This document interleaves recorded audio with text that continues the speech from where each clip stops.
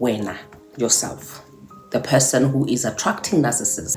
I always attract narcissistic people. Is it because I'm bewitched? Is it bad luck? What is wrong with me, right? The first thing that you need to ask yourself is that, do I have deeply rooted traumas that I've not been able to, deal with them? If the answer is yes, then chances are you are going to be able to attract narcissistic people. In a perfect world where everybody decides that they're going to do their work to heal themselves, to love themselves, to draw boundaries and do all these things, that means that narcissistic people would not have anybody to feed from, but to change and also go get their healing. When people always say, ooh, I'm not going to go to a therapist, to somebody to tell me to forgive myself. When you forgive yourself, then you don't have to suffer from self-blame. And then now you build an armor, which makes it impossible or almost impossible for a narcissistic person to come anywhere near you. You get me? Right. Hi everyone, welcome back to my channel. My name is Perseverance Maremeni, also known as Madam Speaker, also known as the CEO of Self-Love. If you're joining in for the first time, welcome to the family. Please hit that subscribe button, like, comment, and share. And if you're returning, thank you so much for the continuous love and support that you are showing me.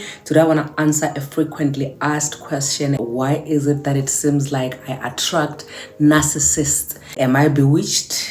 Is it bad luck? What is wrong with me? And I feel like today is the best day for me to actually answer this question, because there's a video that I actually bumped into from the other app, and I've brought it here obviously because I feel like I need to play this video first, and then we break down things the way that I feel like would be the best way that I can interpret it, right?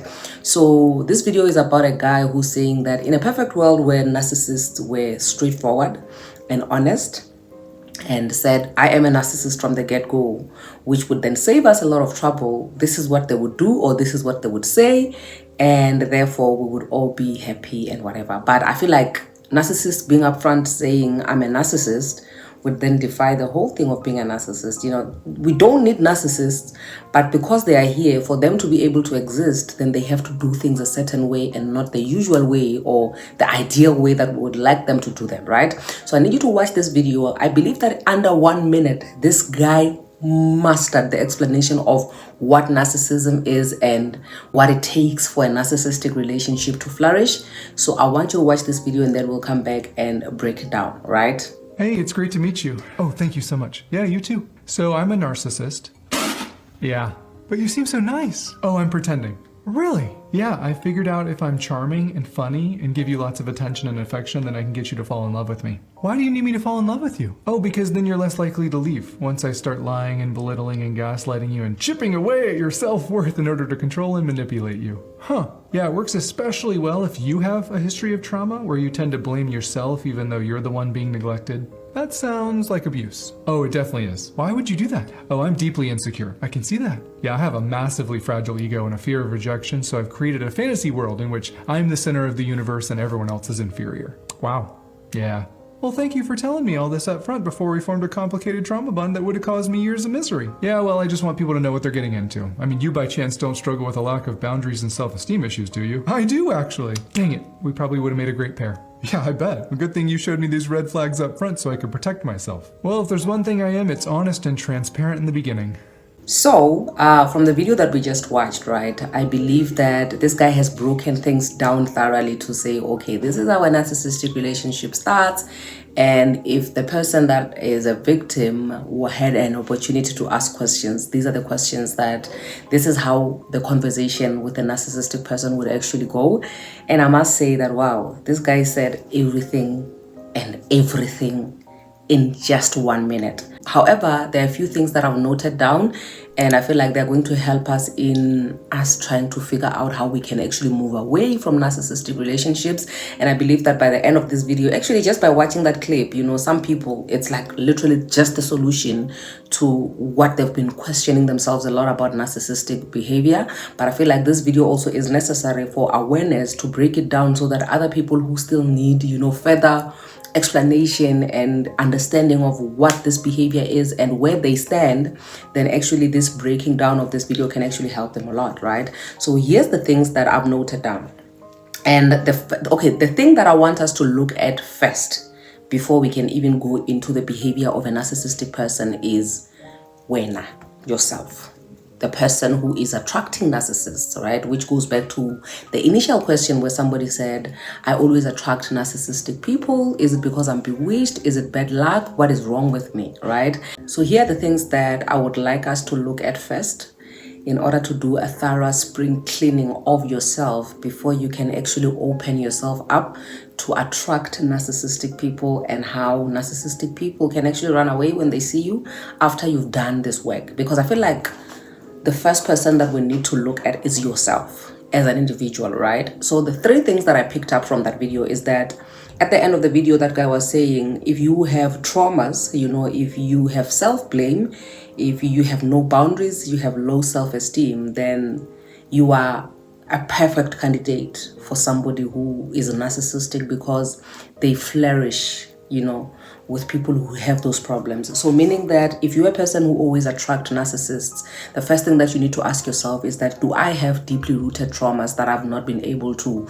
deal with them? If the answer is yes, then chances are you are going to be able to attract narcissistic people. So that means that you need to deal with your issues so that you protect yourself from attracting narcissistic people, or after attracting them, for them to stay. Because remember, for them to stay, you need to have created an environment which is conducive, an environment which is favorable for them to flourish. So meaning that if you have deeply rooted traumas, in as much as healing from certain things is not easy, but this actually gets me to realize that actually you doing the work of healing from your traumas actually helps you, because then after you have been healed, you get to build, an armor around yourself which protects you from attracting, or for narcissists to actually find a way to stay in your life. So if you have traumas that you can actually remember, because remember, the thing with traumas is that they're so deep that sometimes they come as you're growing older. Sometimes when you have encounters with certain people, then they trigger you, and then you remember some traumas that you had actually blocked out of your mind and all that stuff. But as you grow older and you see that you have traumas that you need to deal with, it's always best to deal with your traumas head on, because that way, once you've done that spring cleaning, you make it hard for people like narcissists, to flourish with you, right? And also, when you have a lot of self-blame is one thing that a lot of us actually suffer from.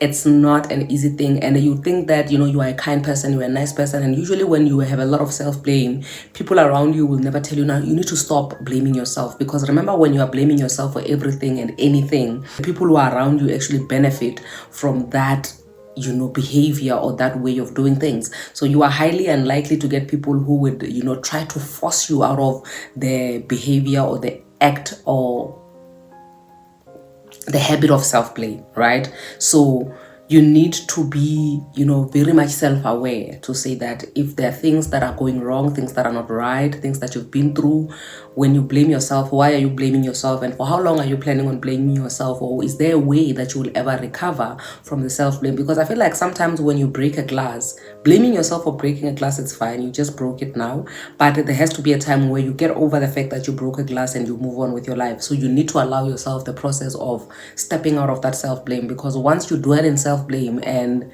people realize that you actually are one person who focuses too much on blaming themselves, then obviously that's also one of the characteristics that will make you attract narcissistic people. So you need to do away with that. You need to work on moving away from that, and healing from things that cause you to blame yourself, and forgiving yourself, because I believe that the reason why a lot of us blame ourselves for certain things is because we don't want to forgive ourselves. So in as much as it's cheesy when people always say, "Ooh, I'm not gonna go to a therapist, to somebody to tell me to forgive myself," you have to.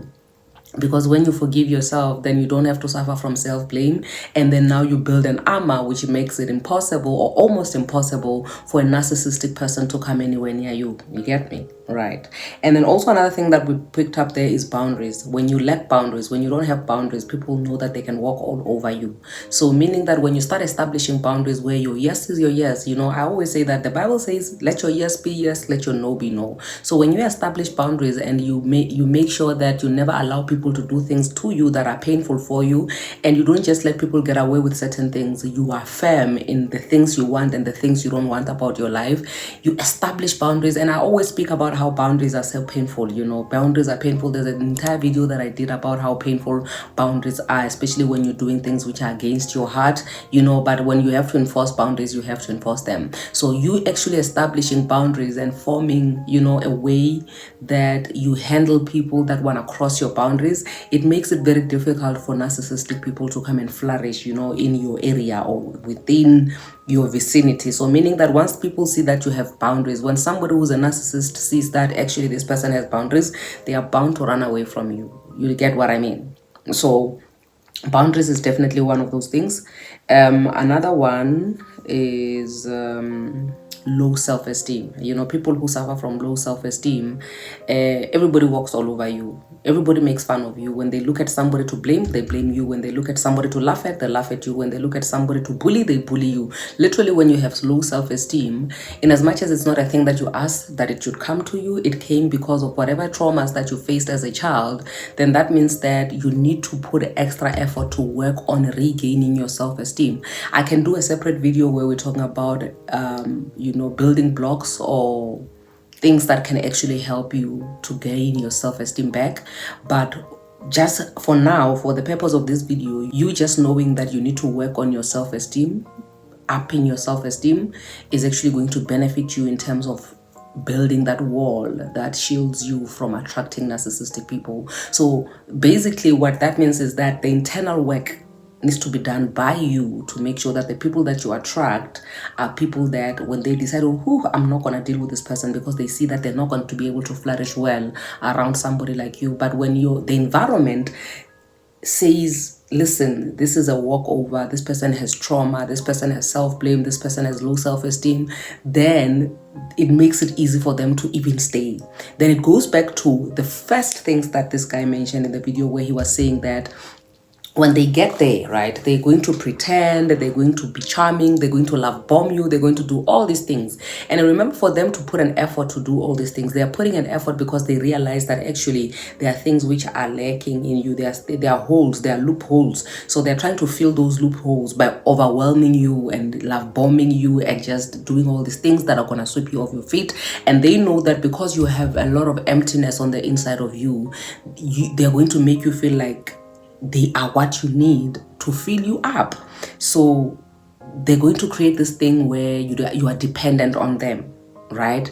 And remember, going back to exhibit A, you doing the internal work, the spring cleaning on yourself. Once they realize that even if they're trying to charm you, they're trying to love bomb you, but when they see that, oh, this person has boundaries, this person is self-aware, this person is confident, then they will be discouraged along the way to even want to continue doing whatever they're doing, because they can see, yeah, I'm hitting a brick wall, I'm not gonna win with this one. So that means that the conditions are not favorable for me to be able to flourish as a narcissist. So therefore, the narcissist will move away from you. You get what I mean? And also, another thing that we picked up from the video is that you know, in terms of the lying, the manipulation, and the gaslighting, that now starts happening after they've realized that they have captured you. You know, once they try and they test the waters with the love bombing and they realize, oh, this person has a void, and then now they're clinging towards me, because then you give them an impression that they are filling your void. Then once they see that they have successfully done part 1 or stage 1 of a narcissistic person 101 behavior, then they move into the second part, which is now gaslighting you, destroying everything that they tried to come to you and pretend as if they were building you up. Now they start becoming themselves, you know, in that environment. And remember, a person who is narcissistic behavior, it's a syndrome, you know, it's a mental problem, that it's a mental issue that not a lot of people acknowledge and are willing to say, listen, I'm a narcissist, I want to heal from this, I want to do better. But like the guy was saying in the video, that somebody who is a narcissist is somebody that has traumas which are deeply rooted in them, and they are going to try and create an illusion where they feel like, you know what, I am the king of this castle. Instead of them going to get their healing on these things, they would rather, you know, find somebody that they're going to use as their point of, you know, feeding. They're going to feed from you. So once they are done with you and they throw you away, they're going to find somebody else that they're going to feed from, because they're not willing to heal. So meaning that in a perfect world where everybody decides that they're going to do their work to heal themselves, to love themselves, to draw boundaries and do all these things, that means that narcissistic people would not have anybody to feed from. Therefore, if there's nobody who is able to be present or available, or it has a favorable environment that feeds a narcissistic person, then narcissistic people will have no choice but to change and also go get their healing. Because in as much as these are bad people, and these are people that can destroy you, and they'll take years and years and years before you heal from the traumas that they cause you, at the end of the day, they are also broken people. And you know what they say, broken people break other people. So if they didn't have anybody to break, they would have no choice but to sit to look at their own situations and try to heal from that. So I believe that what else did I leave?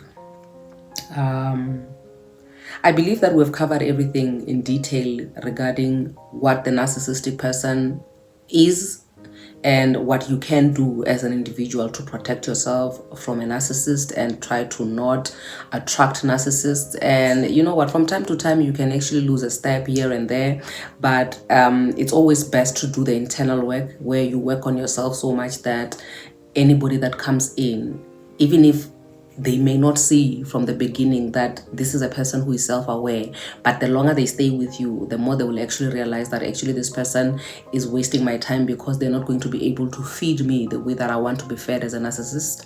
It's either they will go get their healing, or they will move on and find somebody else that they're going to, use as their point of feeding, for their narcissistic behavior, or that emptiness, that hole which is on the inside of them, which is bottomless, right? I hope this helps in terms of answering why you feel like you always attract narcissistic people. And I hope that from this point going forward, you are going to be able to go find your healing, so that you protect yourself from narcissistic people, because it's a dangerous world out there. With that being said, thank you so much for joining in. Do leave a comment down below and tell me what you think about this video. And also I would appreciate a thumbs up, just to mark the register if you actually watched this video up until this point. I will see you in the next upload. I love you. God bless you. Mwah.